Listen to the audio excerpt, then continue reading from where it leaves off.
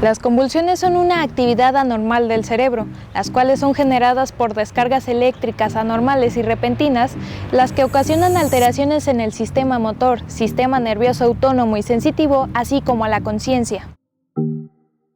La epilepsia es un trastorno cerebral en el cual una persona tiene convulsiones repetidas en un cierto periodo de tiempo. El día de hoy en Cuidando mi Salud, crisis convulsivas y epilepsia. Comenzamos.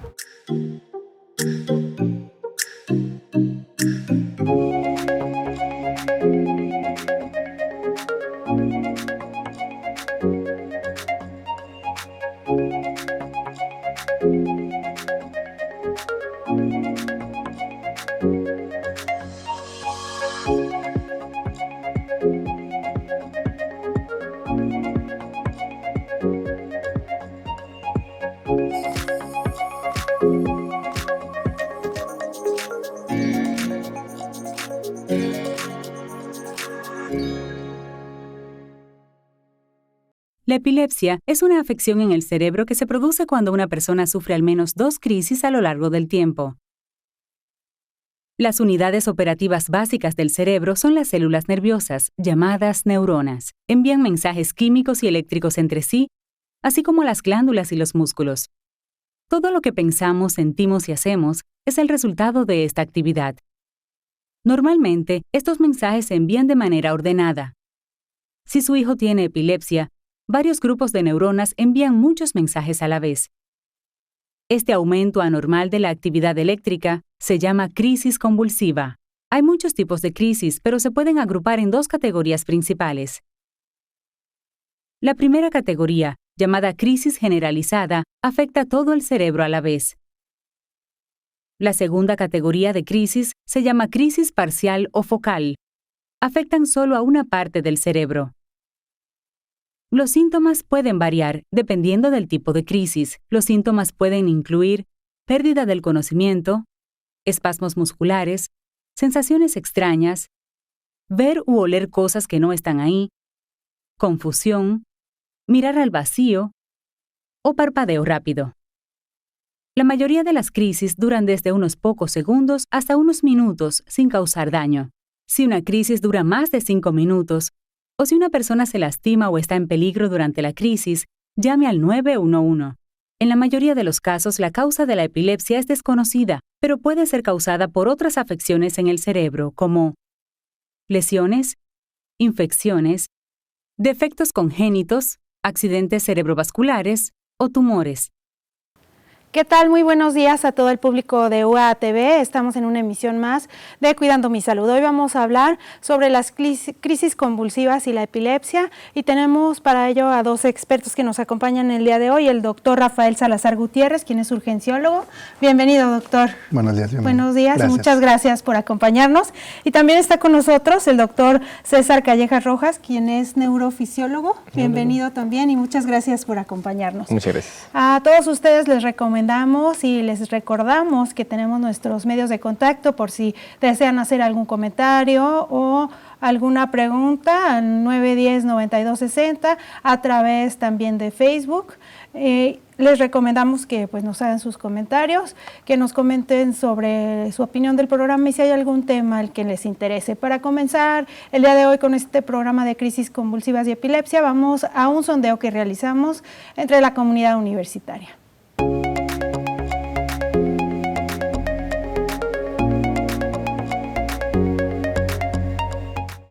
¿Qué es la epilepsia? Es un trastorno neurológico que provoca convulsiones. Es una enfermedad que le ocasiona ataques convulsivos a otras personas. Entiendo que es una enfermedad que se padece del sistema nervioso, que hace que se generen cortos, digamos, como especies de electro, pues sí, se puede decir como descargas eléctricas en el sistema nervioso que hace que se contracturen los músculos. Tengo entendido que son como convulsiones que pueden ser cuestiones neuronales principalmente. Pues por lo que yo entiendo es una enfermedad la cual provoca que haya como ciertos ataques aquí en esta parte del cerebro y generalmente pues es una enfermedad que llega a ser incapacitante, pueden tener ataques que no deben de ser tan prolongados, pero sí pueden llegar a ser bastante debilitantes para la persona.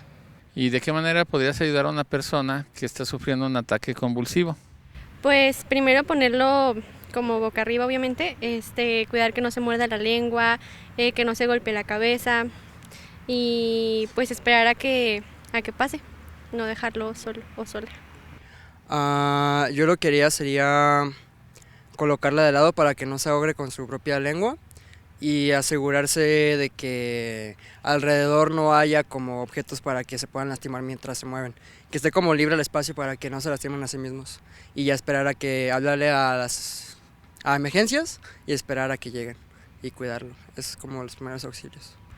Pues hay que cuidar, primeramente si se tiene, digamos, como manejo de primeros auxilios y eso, pero hay que tener cuidado de que no se golpee la persona, quizá recostarla o procurar que esté en un lugar donde no pueda dañarse, y si tuviera algún objeto en la boca, pues tratar de que no se ahogue o algo así, pero sí habría que llamar al servicio de emergencia, es lo más recomendable para que le atiendan.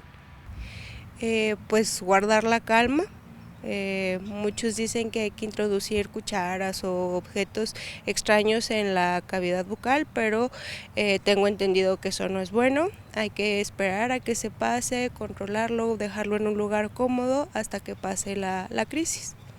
Bueno, primero que nada dejarlos respirar, no hay que meterles nada a la boca ni nada por el estilo porque esto puede causar más problemas, y llamar a emergencias, llamar aquí dentro al servicio universitario de los paramédicos para asegurarnos que esté bien y sobre todo dejarlo que se recupere, que respire. Pues ya vieron ustedes si la comunidad conoce o no conoce sobre este tema, y pues para eso tenemos aquí a nuestros expertos con los que vamos a platicar después de este corte.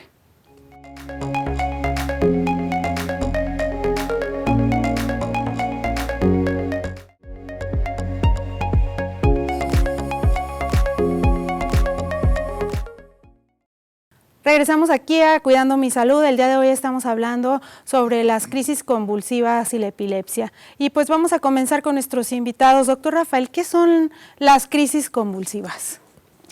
Muchas gracias por la invitación, antes que nada. Bueno, podemos entender a una crisis como tal, platicamos con el doctor la importancia de denominarle actualmente por ese nombre, como el de crisis, como una actividad desorganizada de parte del sistema nervioso, principalmente el sistema nervioso central. Es una situación que a lo largo de la historia ha sido pues estigmatizada, incluso desde el punto de vista pues religioso, divino, donde se creía que una persona cuando tenía una convulsión, pues era tocado por un mandato divino, ¿no? Ahí es donde en la historia, que consideramos como el padre de la medicina antigua, Hipócrates, viene a explicar que es una situación pues endógena propia. Le da el término de autoataque, y entonces explicando que como el prototipo generalmente nos referimos a la epilepsia, aunque ahorita vamos a aclarar que hay muchísimas otras causas que no son epilepsia y que generan una crisis, pues es por una situación endógena, ¿sale?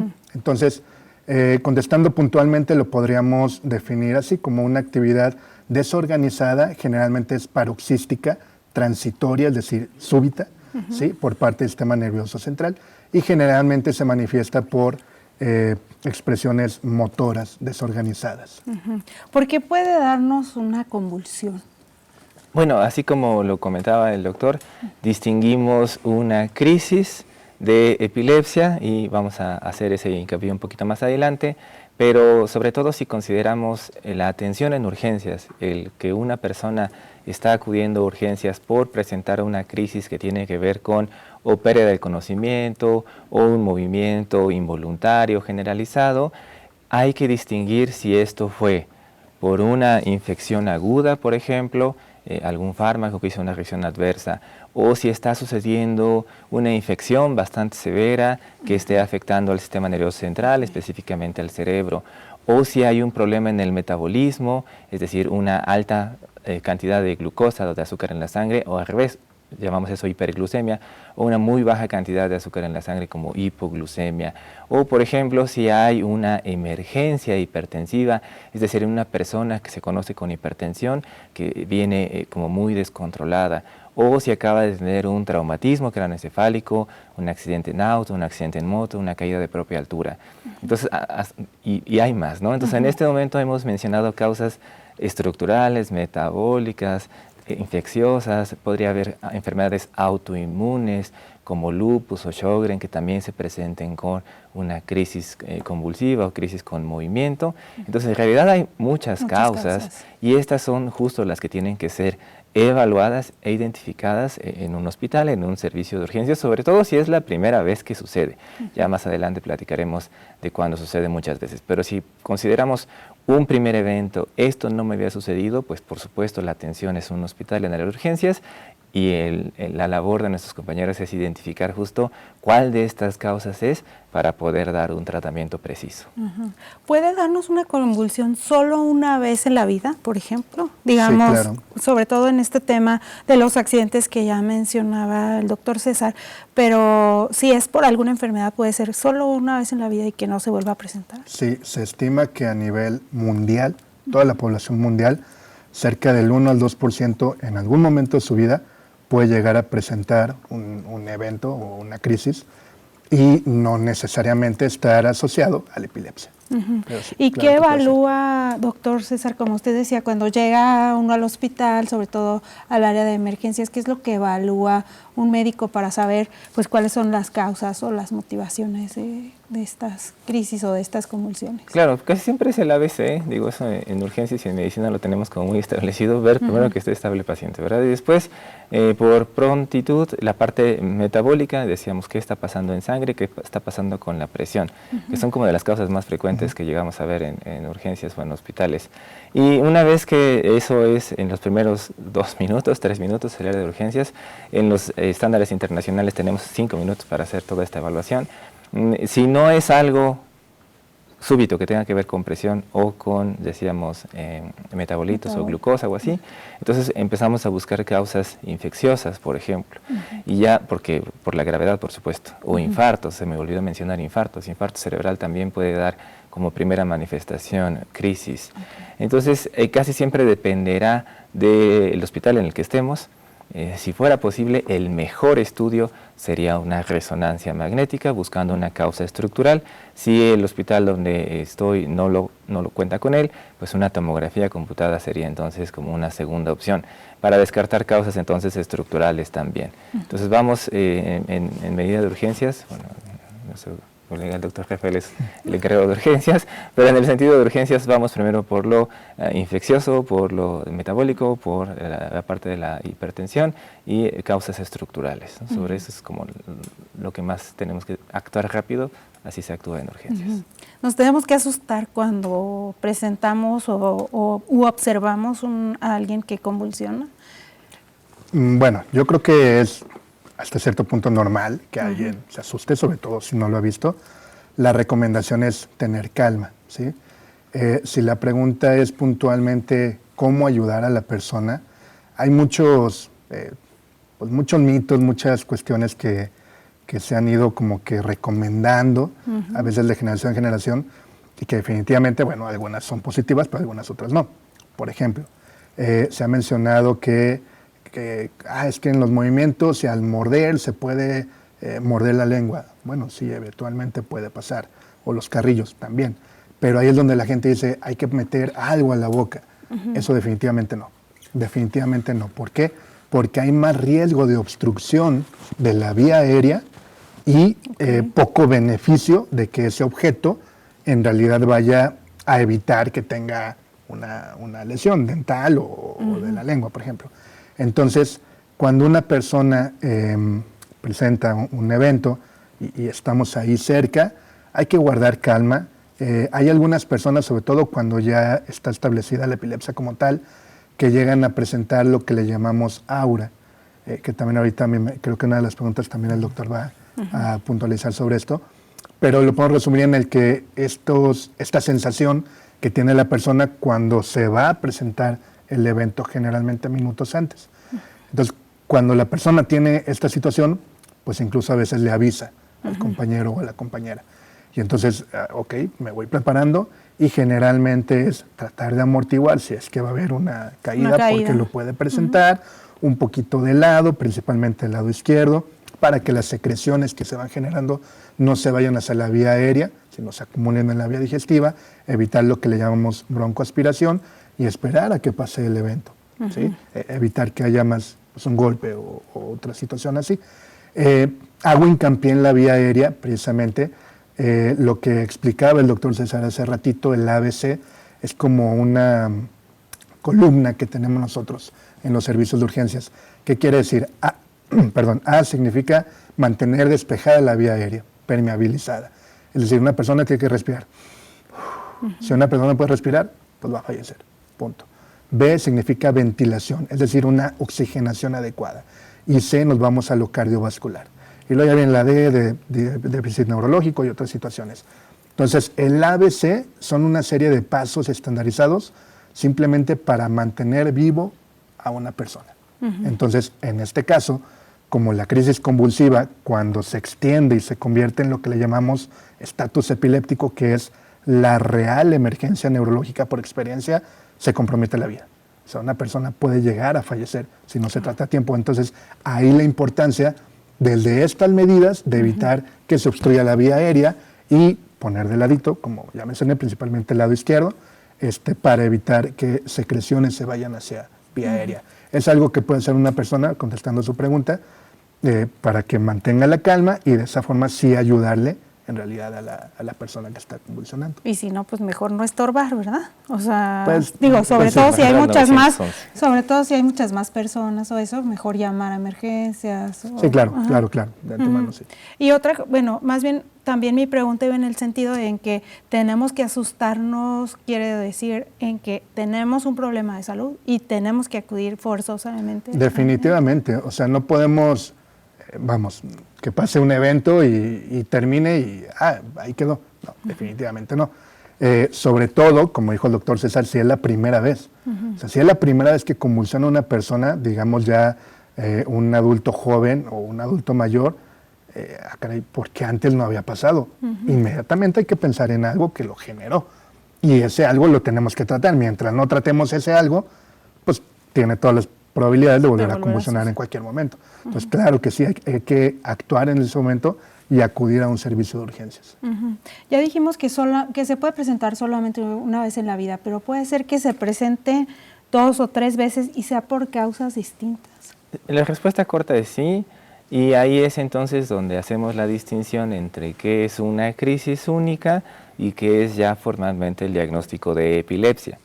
Porque epilepsia debería ser en plural, epilepsias incluso. Hay muchos tipos de epilepsia y hay muchas causas de epilepsia. Muchos tipos de epilepsia, muchas causas de la epilepsia. Y la epilepsia sí se ha definido por la Liga Internacional contra la Epilepsia. Existe en el mundo un organismo internacional que se llama la Liga Internacional contra la Epilepsia.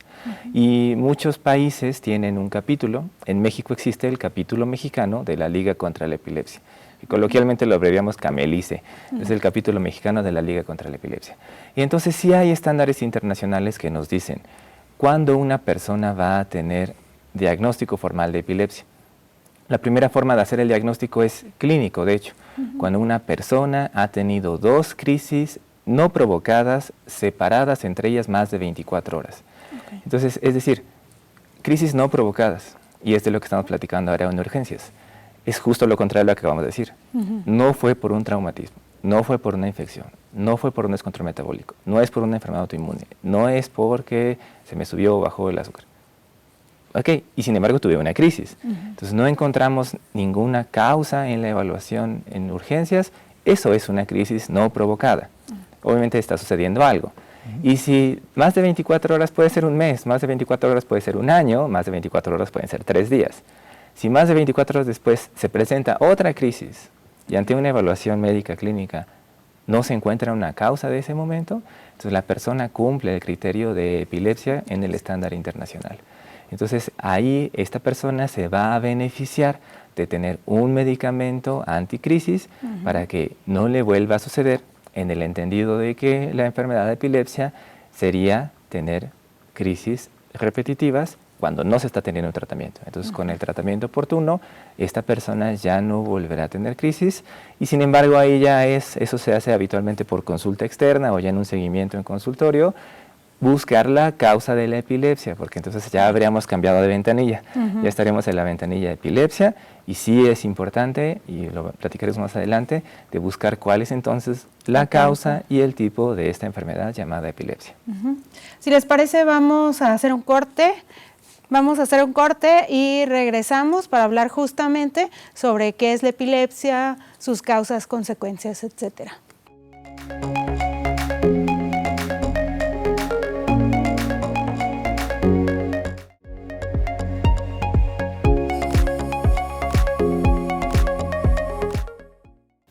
Regresamos aquí a Cuidando mi Salud. Estamos platicando con los doctores Rafael y César, que son pues expertos en este tema de crisis convulsivas y epilepsia. Vamos a escuchar y a ver una cápsula que han preparado nuestros productores y luego regresamos con la entrevista.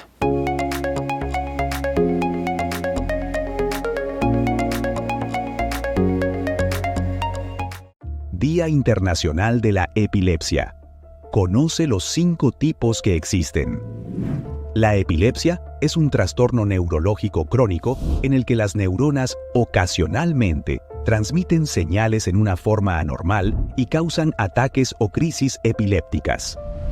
Durante una crisis, muchas neuronas emiten señales al mismo tiempo, hasta 500 veces por segundo, una tasa mucho más rápida de lo normal, causando movimientos, sensaciones, emociones y comportamientos involuntarios. Además, la interrupción temporal de la actividad neuronal normal puede causar una alteración en el estado de conciencia. ¿Cuáles son los 5 tipos? Epilepsia de ausencia.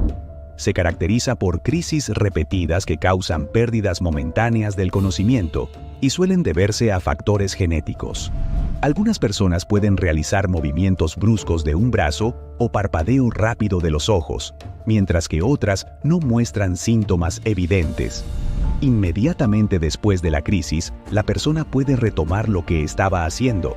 Sin embargo, pueden ocurrir hasta 100 veces por día, dificultando la concentración. Epilepsia del lóbulo frontal. Es un síndrome epiléptico común de crisis que afectan la parte del cerebro que controla el movimiento y pueden causar debilidad muscular o movimiento anormal descontrolado, como torsión, agitación de los brazos o las piernas, desviación de los ojos hacia un lado o muecas y pérdida de conciencia. Epilepsia del lóbulo temporal. Estas crisis por lo general se asocian con náuseas, miedo o con un cambio inusual del sentido del gusto y del olfato. Se caracterizan por episodios en los que se mira fijamente al vacío, un estado de ensueño o hábitos repetidos. Epilepsia neocortical. Se caracteriza por crisis que se originan en la corteza del cerebro o en su capa exterior.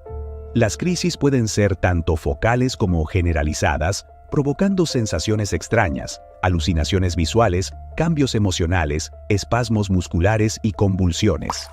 Amartoma hipotalámica. Es una forma rara de epilepsia que se produce por primera vez durante la infancia y se asocia con malformaciones del hipotálamo. Las personas con este tipo de epilepsia tienen crisis que se asemejan a la risa o al llanto, por lo que pueden pasar desapercibidas y son difíciles de diagnosticar. Regresamos aquí a Cuidando mi Salud. Hoy estamos hablando sobre crisis convulsivas y epilepsia y pues quisiera yo como que retomáramos un poquito sobre qué personas son más susceptibles a padecer una convulsión, quitando sobre todo pues el tema de accidentes, que pues es algo que podría ser cualquiera, o estos momentos metabólicos de incremento de azúcar o presión. Bueno, sí, muchas gracias. De hecho, eso es muy importante porque cuando hablamos de 2 términos en medicina, incidencia y prevalencia, es el número de personas que empiezan con una enfermedad en un momento determinado y número de personas que ya viven con la enfermedad en un momento determinado en una población específica, y hoy estaríamos hablando, por ejemplo, de México. Entonces, haciendo la distinción entre crisis única y epilepsia, Ya el doctor nos adelantaba una estadística, sí, 2% de la población podría tener en algún momento una crisis única. Pero ya la enfermedad como tal, epilepsia, se estima a nivel mundial entre un 3 a un 5% de la población. Y sin embargo, hablar de este tema hoy es muy pertinente porque México y en América Latina tendríamos el doble de incidencia y de prevalencia. Entonces, en México tenemos muchas más personas viviendo con epilepsia que en cualquier otra parte del mundo, bueno, incluida nuestra región Latinoamérica. Y mensaje muy importante, hablando ya del canal Epilepsias. La epilepsia puede empezar en cualquier momento de la vida. Sí es cierto, el cerebro de un niño es discretamente más inmaduro, por supuesto, así que es más vulnerable o más susceptible, sobre todo antes de los 5 años de edad. Y sin embargo, epilepsia puede comenzar a los 14 años de edad, epilepsia puede empezar a los 21 años de edad, epilepsia puede empezar a los 40 años de edad. Y hemos visto en estudios poblacionales mundiales que después de los 60 años de edad hay todavía más incidencia y prevalencia de epilepsia. Entonces es una publicación muy reciente, bueno, 2020, que nos habla de que en este momento en el mundo hay más personas viviendo con epilepsia mayores de 60 años de edad. Entonces, si habláramos de quién sería más susceptible, bueno, los menores de 5 años de edad, pero también los mayores de 60 años de edad, con la acotación muy importante de que en ese grupo intermedio, adolescentes, adultos jóvenes, también podría suceder. ¿Hay algunas causas, por ejemplo, relacionadas con el medio ambiente, con el comportamiento cultural, etcétera, que tengan que ver con llegar a padecer esta enfermedad o estas crisis de epilepsia? Bueno, por comportamiento cultural tenemos que hablar de toxicomanías, es decir, la ingesta de drogas psicoactivas, ¿sí?, que principalmente afecten a nivel del sistema nervioso central, ¿sale? Sí hay varias de este tipo y pues definitivamente pueden generar un evento convulsivo, una crisis, y que a su vez, sobre todo si previamente había cierta predisposición, pues se desencadena entonces ya una persona con tendencia a desarrollar la epilepsia. Y hablando, me mencionó de cuestiones de medio ambiente. Medio ambiente, sí, o de geográficas incluso, ¿no? Sí, ahí podríamos hablar, por ejemplo, en extremos. El norte del país, por ejemplo, tuve la oportunidad de vivir unos años en Hermosillo, Sonora, y allá, bueno, son 8 meses en toda esa área, donde la mínima es de 36, 37 grados, y la máxima sube a 46, 47 grados más o menos. Que ya no estamos tan lejos de eso, ¿verdad? Pues sí, todavía no, pero ahí andamos. Pero en ese tipo de condiciones se puede presentar lo que le llamamos golpe de calor. Entonces es una condición en la que hay una deshidratación tan severa que hay alteraciones en los electrolitos, principalmente el sodio y otros. Y eso a su vez pues genera que pueda haber una crisis convulsiva. Entonces, en cuanto a medio ambiente, otra que pudiera ser, por ejemplo, personas que tienden a estar mucho tiempo en una sumersión en el agua y generan hipoxia, esto es niveles de oxígeno bajos en sangre, pues hay 2 alimentos principales de la neurona, el oxígeno y la glucosa, son los principales. Cuando alguno de estos se altera, pues la neurona puede sufrir. Entonces, una persona que estuvo en una situación pues de ahogamiento o de asfixia por mucho tiempo, y que no llegue a presentar un paro cardíaco, bueno, pero antes de eso, una de las consecuencias, puede ser una crisis. O por ejemplo un buzo, ¿no? Claro, exacto, sí, se dedica a eso y también. Así es. Doctor, ¿qué es la epilepsia? La epilepsia es una enfermedad del cerebro que se caracteriza por su manifestación, que son las crisis epilépticas, y por sus consecuencias biopsicosociales. De hecho, esa es la definición oficial de la Liga Internacional contra la Epilepsia del 2014. Y también hablábamos de una definición operacional, que es el médico que está frente a la persona. ¿Cómo sé yo si esta persona cumple el criterio de diagnóstico de epilepsia? Ya mencionamos la primera forma. 2 crisis no provocadas separadas por más de 24 horas. Pero hay una segunda forma de hacer el diagnóstico de epilepsia, que sería con una única crisis, y que esta persona tenga un riesgo mayor del 60% de tener una segunda crisis en los siguientes 10 años. Entonces, eso son un trabalenguas, exactamente, sí. Es como un trabalenguas. Entonces, ¿qué probabilidad hay que en los siguientes 10 años tenga una segunda crisis? Y esta probabilidad es mayor al 60%. Y las recomendaciones son entonces estudios de diagnóstico, estudios auxiliares en el diagnóstico. Ya se mencionó, aquí sí, ya nos cambiamos de canal, estamos hablando de epilepsia ahora sí. El estudio recomendado es resonancia magnética.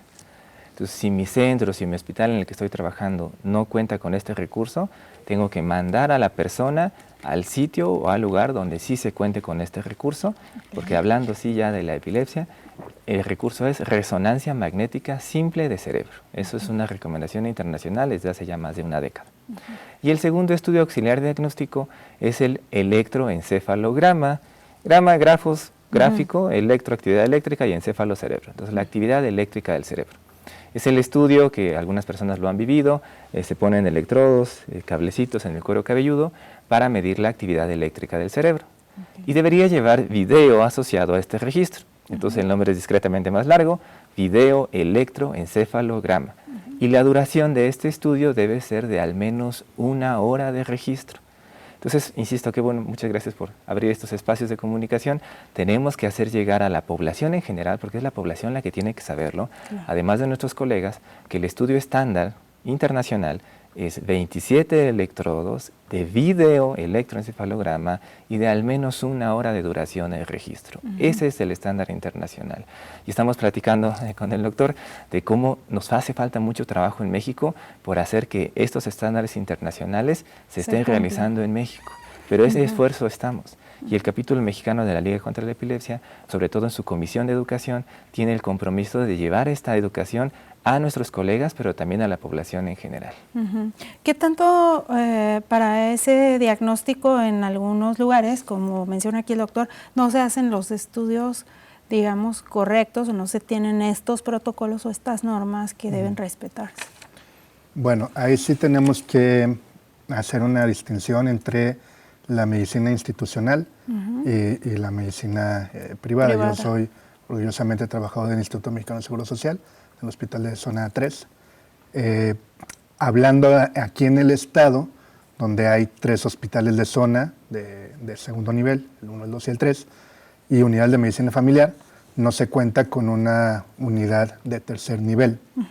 La resonancia pues es un estudio que está, digamos, ahí como que en un nivel intermedio 2.5. ¿Sí? Aquí en Aguascalientes el Hospital 2 tiene un resonador. Entonces estamos hablando de pues, un aparato para toda la población estatal en un estado que es altamente pues, laboral. Pues, o sea, me refiero que mucha de la población del estado pues, tiene su seguro social porque trabaja en empresas. Entonces, pues, lamentablemente sí estamos cortos en ese sentido.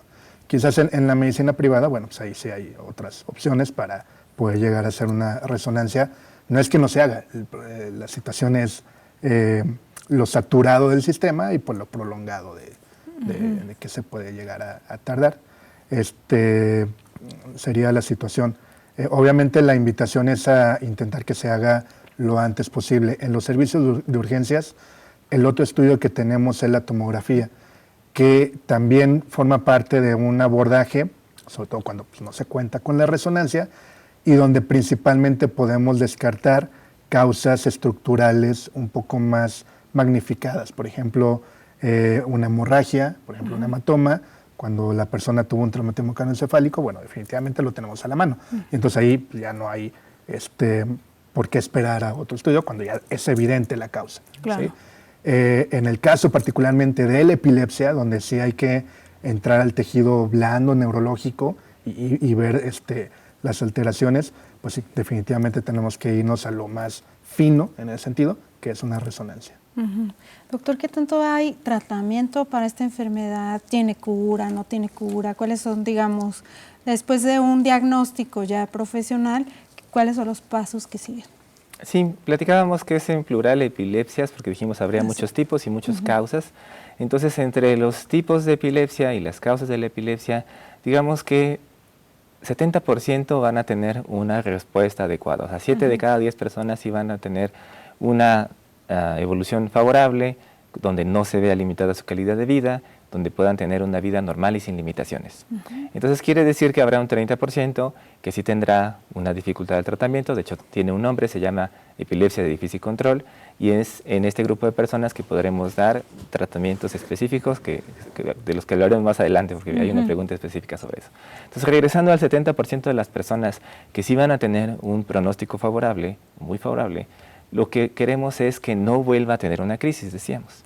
Y para eso la primera línea de tratamiento son los fármacos anticrisis, que afortunadamente en el mundo ya se cuenta con 22 de ellos. En México hay como unos 18 y en el sistema de salud público sí se cuenta con 16 de ellos. Entonces sí está el tratamiento tanto en la medicina institucional como en la medicina privada, y es cierto que habrá un grupo de personas que logre este control absoluto con un solo fármaco. Habrá personas que sí requieran tomar 2 fármacos para lograr este control. Y el beneficio, decíamos, será tener una vida normal y sin limitaciones. Todavía no hablamos de curación en epilepsia. La definición es desde el 2015, pero sigue vigente. Lo mejor que logramos es epilepsia en remisión. Y es un diagnóstico muy estricto. Una persona a la que se le asignó el diagnóstico de epilepsia, que ha estado libre de crisis por 10 años. Y de estos 10 años, los últimos 5 ha estado sin fármacos. Entonces, sí está en la mente del neurólogo, del neurofisiólogo y toda la gente que atendemos a la epilepsia, porque somos muchos más médicos lo que la atendemos, sí está en nuestra mente poder ver a la persona sin crisis y sin fármacos. Pero como siempre, ¿no? Para un viaje de 1000 pasos hay que empezar con uno. Claro. La primera meta en adultos es al menos 2 años con un medicamento sin crisis. Y en niños es 3 años, porque el cerebro del niño sigue en desarrollo. Entonces, en niños hay un beneficio mayor en tener más tiempo el medicamento. Entonces, digamos, hoy todavía curación no usamos esta palabra, pero sí tenemos el concepto de remisión, que dijimos que aunque sea muy estricto, sí implica que esta persona en algún momento puede estar sin fármacos y sin crisis, siempre preservando su calidad de vida. Ok, si les parece vamos a un corte y volvemos en unos minutos más.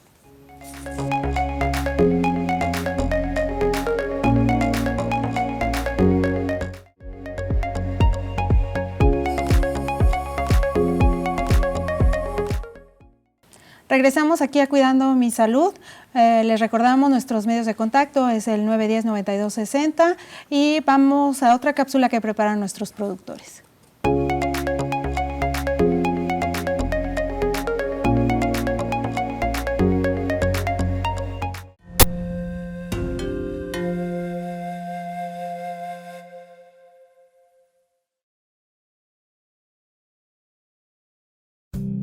En este video aprenderás cuáles son los gestos que te permitirán ayudar a una persona que sufra convulsiones.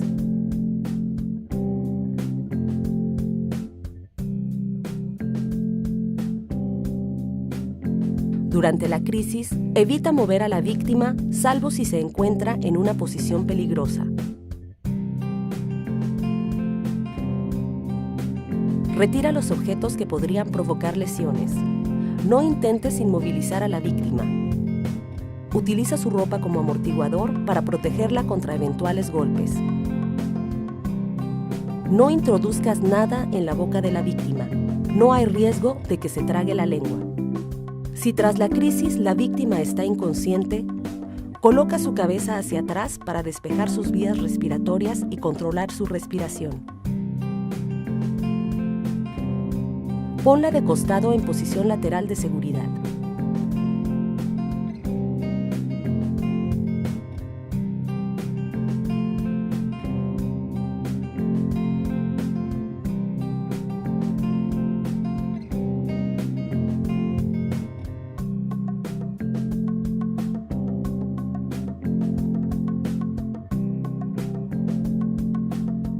Asegúrate de que respira adecuadamente.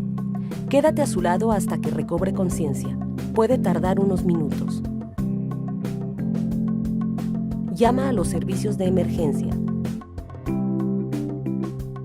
No olvides indicar si las convulsiones han durado más de 5 minutos o se han repetido, si la víctima es un niño, si la víctima no ha recuperado la conciencia o si se trata del primer episodio de convulsiones que padece.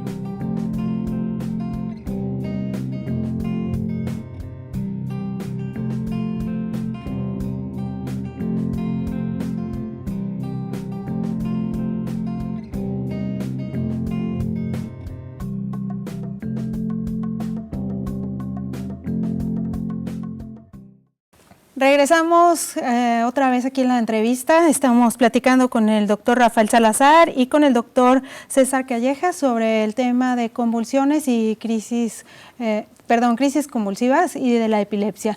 Antes de ir al corte, platicábamos con el doctor César sobre la posibilidad de tratamiento e incluso nos decía el de remisión. Pero, ¿cuáles son los tipos de tratamiento y qué depende para que se puedan realizar los diferentes tipos? Claro, decíamos, en términos generales, el primero un fármaco. Ese es como en epilepsia, sí empezamos por ahí. Los segundos tienen que ver con tratamientos no farmacológicos, que implica tener una calidad de sueño, es decir, dormir el tiempo suficiente, hacer actividad física como ejercicio por al menos 3 veces por semana, preferentemente 5 veces por semana, y la parte de alimentación. Y específicamente dieta cetogénica ha demostrado ser bastante útil en personas que viven con diagnóstico de epilepsia, particularmente una que se llama de bajo índice glucémico, porque esta no es restrictiva y se puede utilizar en la familia. Entonces, alimentación, ejercicio, sueño de calidad y fármacos serían los 4 pilares del tratamiento, es decir, farmacológico y no farmacológico. Cuando una persona no logra esta remisión, que haciendo las matemáticas anteriores sería hasta el 33% de personas, entonces podemos avanzar a otro tipo de tratamientos, sobre todo la cirugía de epilepsia. La cirugía de epilepsia es uno de los tratamientos que ha demostrado ser más efectivo, menos utilizado en el mundo. ¿Y por qué no es tan utilizado? O sea, ¿qué tiene de complicaciones? ¿O por qué no, digamos, en lugar de un tratamiento de fármacos, se hace de inmediato? Bueno, claro, esa es una muy buena pregunta, muchas gracias. Distinguimos 2 tipos de epilepsias cuando ya hablamos de epilepsias, aquellas focales o localizadas a una sola parte del cerebro y aquellas que llamaremos generalizadas, que tienen que ver ambos hemisferios del cerebro. Entonces, el mejor candidato a cirugía de epilepsia es el que tiene una epilepsia focal, es decir, un solo sitio en el cerebro. Mejor candidato es el que sí tiene una lesión vista en resonancia magnética. Y mejor candidato es el que ese video electroencefalograma nos dice que de ahí viene la actividad eléctrica del cerebro. Entonces sí requiere una evaluación específica, número 1. Número 2, preferentemente va a cirugía quien no ha logrado estar sin crisis con 2 fármacos. Por eso es que toma algún tiempo. Que no hay un tiempo definido, es decir, puede ser un par de meses, no tiene que esperar 1 año o 2 a esta libertad de crisis. Bastaría con 3 o 6 meses de observación de un buen tratamiento. No ha logrado un control de crisis. Sí tiene una evidencia en resonancia magnética. La actividad eléctrica nos dice que viene de ahí. Bien, es el momento de referir a esta persona a un centro especializado en cirugía de epilepsia, que en México sí hay. Y entonces muchas de las limitaciones es, gracias de nuevo por la invitación, el conocimiento de la población y el conocimiento de nuestros mismos médicos. El Instituto Mexicano del Seguro Social tiene centros de cirugía de epilepsia en Centro Médico de Occidente, en Monterrey y en Ciudad de México, tanto en siglo XXI como en La Raza. Entonces sí hay centros de referencia de epilepsia aquí en México dentro de la institución IMSS, pero también el ISSSTE, el Instituto Nacional 20 de Noviembre, tiene un programa de cirugía de epilepsia y también los hospitales de Secretaría de Salud. Aquí nuestro vecino más cercano sería el Hospital Regional de Especialidad de León. Entonces sí hay lugares donde se hace cirugía de epilepsia de alta calidad. Incluso en México, el representante para Latinoamérica de la cirugía de epilepsia es mexicano y está en el Instituto Nacional de Neurología y Neurocirugía.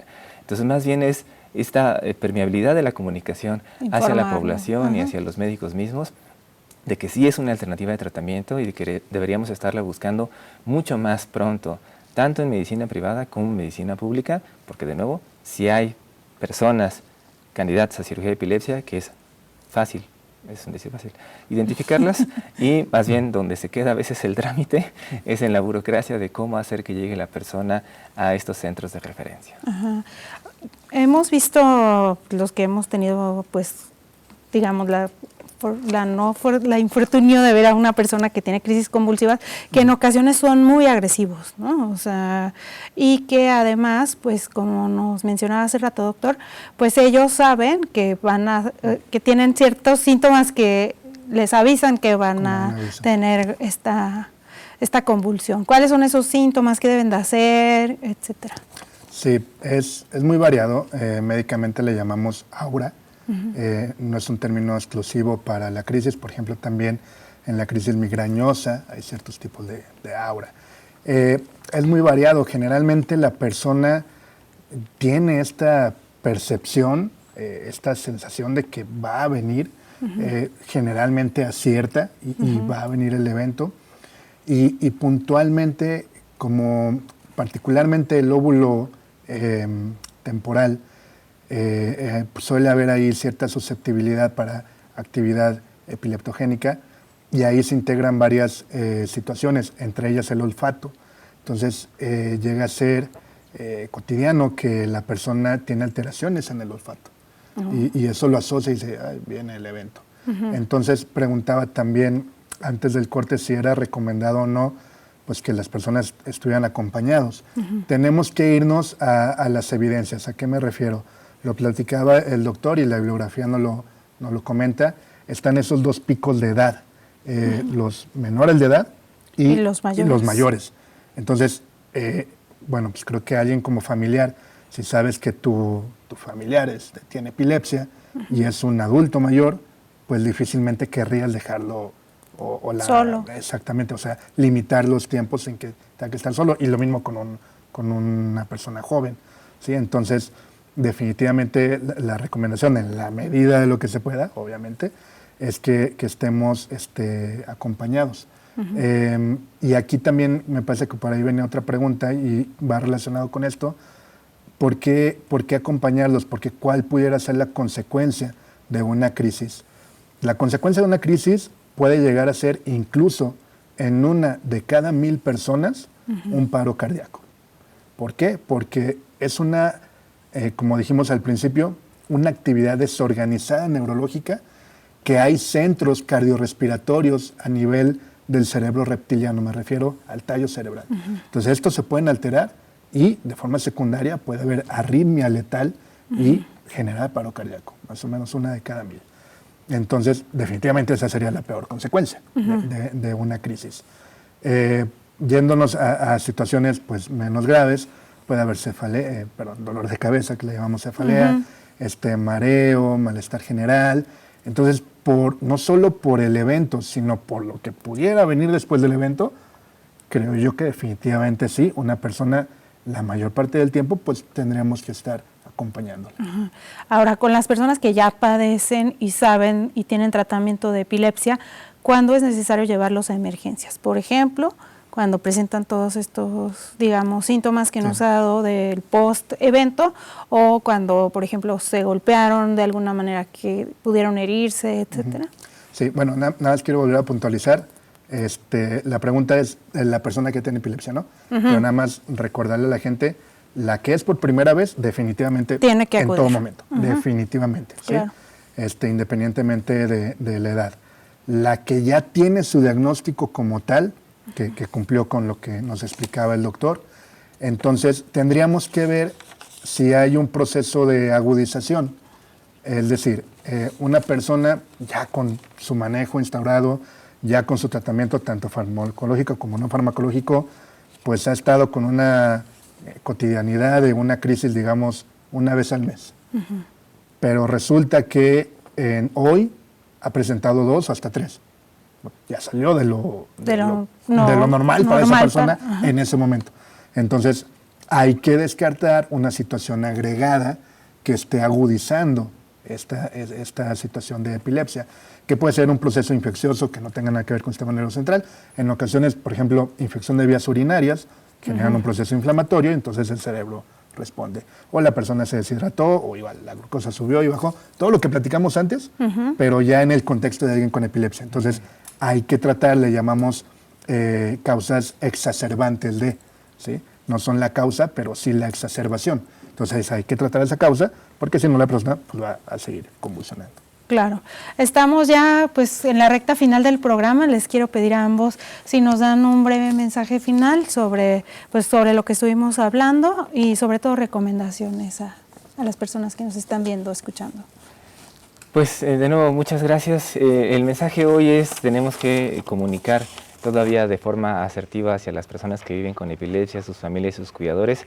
En México existe el capítulo mexicano de la Liga contra la Epilepsia. Tenemos programas de apoyo social, incluso tenemos programas educativos, tenemos programas que van encaminados a escuelas, por ejemplo.